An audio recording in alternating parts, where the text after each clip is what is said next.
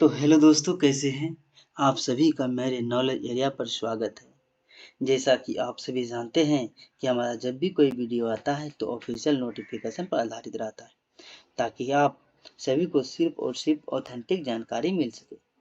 तो चलिए दोस्तों, इस नोटिफिकेशन के माध्यम से हम आपको सभी महत्वपूर्ण जानकारी देने की कोशिश करते हैं।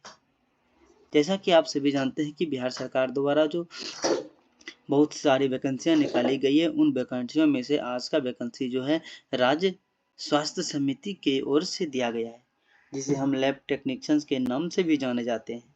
तो चलिए, इसमें हम देखेंगे कि आवेदन का जो है कब तक रहने वाले हैं, आवेदन के लिए क्वालिफिकेशन क्या रहने वाली है, इसकी एज लिमिट क्या है, आवेदन की फीस क्या रहने वाली है और इसका सिलेबस क्या रहने वाली है, और हम इसके रेट एज रिलैक्सेशन की बात करेंगे और साथ ही साथ हम वेतनमान की भी बात करेंगे।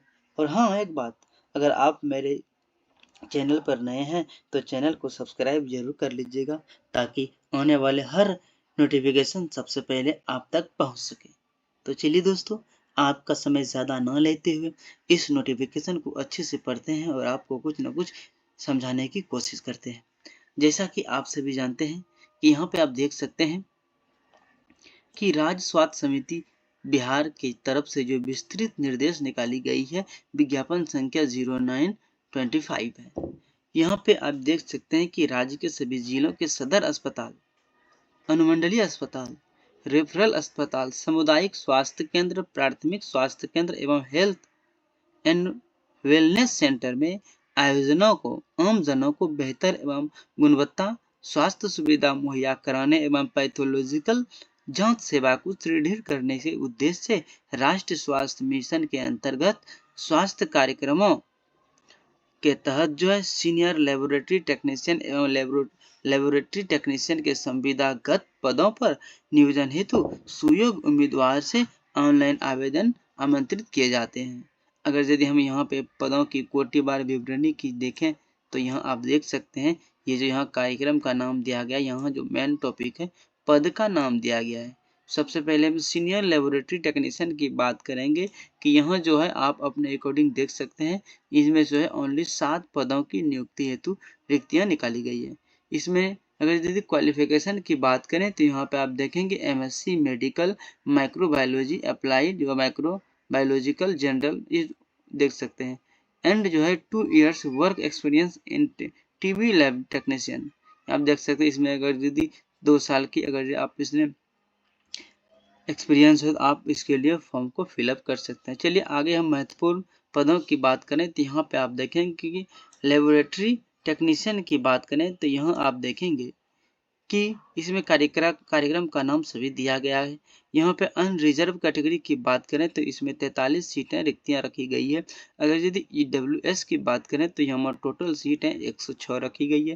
अगर यदि एससी की बात करें तो यहाँ सीटों की संख्या 166 रखी गई है। अगर एसटी की बात करें तो यहाँ आप देखेंगे कि 13 सीटों की संख्या रखी गई है। ईडब्ल्यूबीसी की बात करें तो यहाँ पे सीटों की संख्या 198 रखी गई है। बीसी की बात करें तो 113 सीटें रखी गई है और डब्ल्यूबीसी की बात करें तो 39 सीटें रखी गई है। अगर जी टोटल सीट की बात करें तो यहाँ पे आप देखेंगे कि 1068 कुल सीटों की संख्या रखी गई है। मुख्य बात यहाँ पे आप देखेंगे कि आपके लिए जो क्वालिफिकेशन जो रहने वाली है, सिर्फ और सिर्फ इंटरमीडिएट अगर यदि आप पास हैं तो आप इस फॉर्म को फिलअप करने के लिए तैयार रहिए। यहाँ देख सकते हैं इंटरमीडिएट जो साइंस से बताया गया है, फिजिक्स केमिस्ट्री एंड बायोलॉजी से या किसी भी सब्जेक्ट से आपने इंटर किया है तो आप इस फॉर्म को फिलअप करने के लिए तैयार रहिए। यहाँ पे समान निर्देश की बात करें तो समान निर्देश में हम वेतनमान की बात करेंगे। यहाँ पे आप देखेंगे कि सीनियर लेबोरेटरी टेक्नीशियन की बात करें तो इसमें 24,000 जो है वेतन की आय रखी गई है। अगर लेबोरेटरी टेक्नीशियन की बात करें तो इसमें 15,000 जो है इसका सैलरी रखी गई है। अगर ये कट ऑफ डेट की बात करें तो यहाँ पे आप देखेंगे आयु सीमा के लिए कट ऑफ डेट 1/8/2025 का होगी। और आगे अगर ये बात करें आयु सीमा की तो 1/8/2025 को न्यूनतम आयु आपका जो है 21 वर्ष होना अनिवार्य है। अगर ये एज रिलैक्सेशन की बात करें तो यहाँ पे आप देखेंगे कि अनारक्षित वर्ग EWS पुरुष के लिए जो 37 वर्ष रखी गई है। पिछड़ा वर्ग एवं अत्यंत पिछड़ा वर्ग पुरुष एवं महिला दोनों के लिए 40 वर्ष रखी गई है। अनारक्षित वर्ग एवं EWS महिला के लिए 40 वर्ष रखी गई है। अनुसूचित जाति एवं अनुसूचित जनजाति पुरुष महिला दोनों की अगर यदि एज रिलैक्सेशन की बात करें तो यहाँ पे देखेंगे कि इसके जो है एज की लिमिट जो है 42 रखी गई है। चलिए आगे ऑनलाइन जो का माध्यम देखेंगे तो यहाँ देख सकते हैं कि इच्छुक अभ्यर्थी जो भारत के नागरिक हैं, राज्य स्वास्थ्य समिति बिहार के अधिकृत वेबसाइट आप देख सकते हैं hs.bihar.gov.in के माध्यम से आप जो इसका ऑनलाइन आवेदन कर सकते हैं। अगर जी मुख्य बात इसमें अगर यदि डेट की बात करें तो ये फॉर्म कब से फिलअप होने वाले हैं तो यहाँ पर आप देखेंगे कि 1 सितंबर 2025 के 10 बजे से 15 सितंबर 2025 के शाम 6 बजे तक जो ये फॉर्म फिलअप होने वाली है, नहीं कि टोटल 15 दिनों की टाइम रखी गई है फॉर्म फिलअप करने के लिए। अगर यदि कुछ इसकी महत्वपूर्ण तथ्यों की बात करें तो यहाँ आप देखेंगे कि यह नियोजन पूर्णतः संविदा के आधार पर संप्रति 11 माह के लिए किया जाएगा। यानी कि ये जो पद है सिर्फ 11 माह के लिए फॉर्म फिलअप आपका जो है जॉब रहेंगे। अगर यदि आप बात सके आपको सीनियर अधिकारी को अगर यदि आपका जॉब कार्य अच्छा लगा तो आपको 60 वर्ष की आयु के लिए इसको जो है आगे बढ़ा दिया जाएंगे। यहाँ देखेंगे संतोषप्रद कार्य एवं सेवा के आधार पर संविदा अवधि को 60 वर्ष की आयु तक के लिए आपका जो पदों की स्वीकृति कर दिया जाएगा। तो चलिए यहाँ पे आरक्षण की बात की गई, आप अपने अकॉर्डिंग इस नोटिफिकेशन को डाउनलोड करके पढ़ सकते हैं। वैसे आप देखेंगे ऑनलाइन आवेदन के समय आरक्षण का दावा करने वाले प्रमाण पत्र की बात करें तो यहाँ देखेंगे कि ऑनलाइन आवेदन करते समय आरक्षण का दावा करने वाले अनुसूचित जाति एवं अनुसूचित जनजाति के लिए जो प्रमाण पत्र की व्यवस्था है, अस्थायी निवास प्रमाण पत्र और जाति प्रमाण पत्र आपको लगेंगे। अगर यदि पिछड़ा वर्ग अत्यंत पिछड़ा वर्ग की बात करें तो यहाँ आप देखेंगे कि अस्थायी निवास प्रमाण पत्र और क्रीमी लेयर प्रमाण पत्र दोनों आपको आवश्यकता पड़ेंगे। आर्थिक रूप से कमजोर वर्ग के लिए बात करें तो यहाँ पे निवास प्रमाण पत्र और जो है आय संपत्ति प्रमाण पत्र आपको देना अनिवार्य होंगे। तो चलिए अगर यदि आवेदन शुल्क की बात करें तो यहाँ पर देखेंगे कि अभ्यर्थी शुल्क का भुगतान केवल ऑनलाइन माध्यम से ही करेंगे।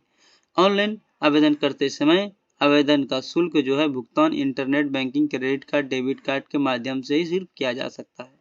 आवेदन शुल्क कोटिवार की करें कि कितना फीस लगने वाले हैं तो यहाँ पे आप देखेंगे कोटिवार की टाइप से समान वर्ग, पिछड़ा वर्ग, अत्यंत पिछड़ा वर्ग एवं आर्थिक रूप से कमजोर वर्ग के लिए जो है फीस जो है एप्लीकेशन फीस जो है 500 रुपया लगने वाले हैं। अनुसूचित जाति एवं अनुसूचित जनजाति बिहार राज्य के अस्थायी निवासी के लिए 125 रुपये चार्ज रखी गई है। आरक्षित अनारक्षित वर्ग की महिला उम्मीदवार बिहार के स्थायी सिर्फ बिहार के होना चाहिए, उनको भी 125 रुपये रखी गई है। बाहर के राज्य के बाहर के उम्मीदवार चाहे वो भी किसी भी वर्ग के हो तो उसे 500 रुपया चार्ज रखी गई है। दिव्यांग अभ्यर्थियों जो 40% से अधिक उसकी दिव्यांगता है उनको भी जो है फी की जो रेट है वो 125 रखी गई है। चयन की अगर यदि आधार की बात करें तो हम देखेंगे कि senior laboratory technician and laboratory technician 2 पदों की रिक्तियों का चयन इस प्रकार है। यहाँ आप देखेंगे कि अभ्यर्थियों का चयन कोटिवार रिक्तियों के अनुसार जो CBT में प्राप्त एवं कार्य अनुभव प्राप्तांक के आधार पर निर्मित मेधा सूची के आधार पर निम्नबद्ध किया जाएगा। लिखित प्रतियोगिता CBT टेस्ट के माध्यम से होगा। नोट यहाँ पढ़ेंगे कि अभ्यर्थी द्वारा 75 अंकों की CBT प्रतियोगिता परीक्षा के प्राप्तांक प्रतिशत को 0.8 के गुणक से करके अवधारित किया जाएगा। यानी कि आपका जो है 80 अंक का कंप्यूटर टेस्ट होंगे।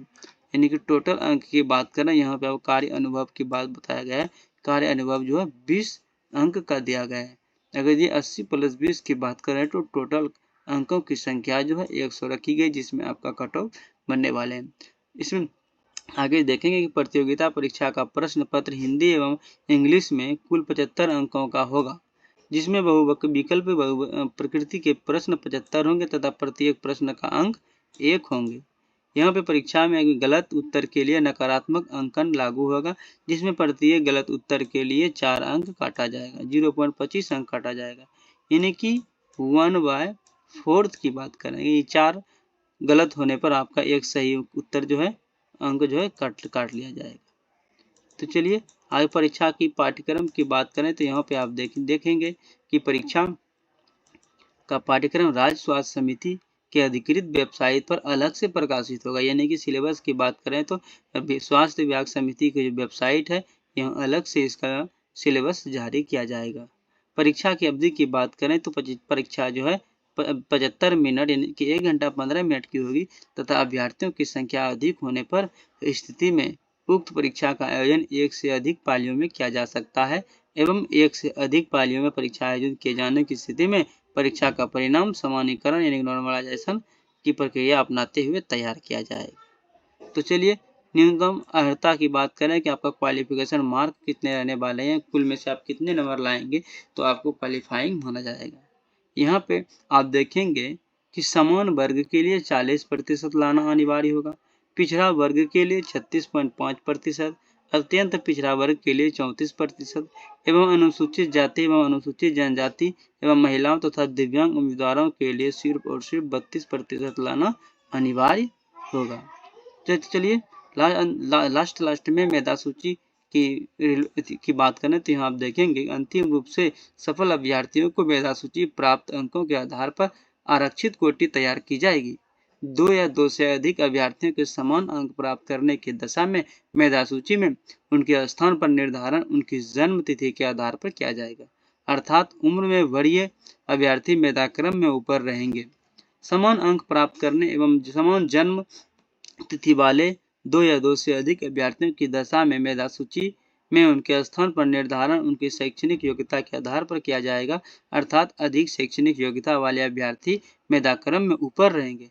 इसके बावजूद यदि एक से अधिक अभ्यर्थी समान हो तो अभ्यर्थियों की वरीयता उसके 10वीं बोर्ड के प्रमाण पत्र में उल्लिखित नाम के अंग्रेजी वर्णमाला के क्रम के अनुसार निर्धारित किया जाएगा। प्रमाण सत्यापन की बात करें तो यदि कॉन्फिडेंस डॉक्यूमेंट्स वेरिफिकेशन की बात करें तो ये जो है आपका इसमें जो ऑनलाइन भरते समय जो आपने फोटो कॉपी निकाला था रजिस्ट्रेशन वो लाना अनिवार्य है। 2 पासपोर्ट साइज फोटो, पहचान युक्त प्रमाण पत्र यानी आधार वगैरह, लाइसेंस, वोटर ID, पासवर्ड, जन्म तिथि का कोई साक्ष्य होना अनिवार्य है। सभी शैक्षणिक योग्यता आपने जहाँ तक का क्वालिफिकेशन किया है उसका सभी प्रमाण पत्र लाना अनिवार्य होगा। ऑनलाइन आवेदन भरते समय आरक्षण का दावा करने का जो आपने सर्टिफिकेट लगाया है उनको भी लाना अनिवार्य है। अगर यह हैंडीकैप्ड है तो आपका दिव्यांगता प्रमाण पत्र लाना अनिवार्य है। अगर आप स्वतंत्रता सेनानी के नाता पोता पोती नतनी है तो उसका प्रमाण पत्र लगाना अनिवार्य होंगे। तो चलिए लास्ट में आप देख सकते हैं कि मुख्य टॉपिक को आवेदकों को निर्देश दिया जाता है कि वे कोई भी फर्जी जाली प्रमाण पत्र के आधार पर आवेदन न करें, अन्यथा किसी भी स्तर पर प्रमाण पत्र फर्जी या जाली पाए जाने की स्थिति में उनकी अभ्यर्थिता रद्द करते हुए उनके विरुद्ध जो है कानूनी कार्रवाई की जाएगी। धन्यवाद वीडियो में रहने के लिए। तो चलिए दोस्तों मिलते हैं किसी अगले वीडियो में, तब तक के लिए जय हिंद जय भारत, बने रहिएगा वीडियो में।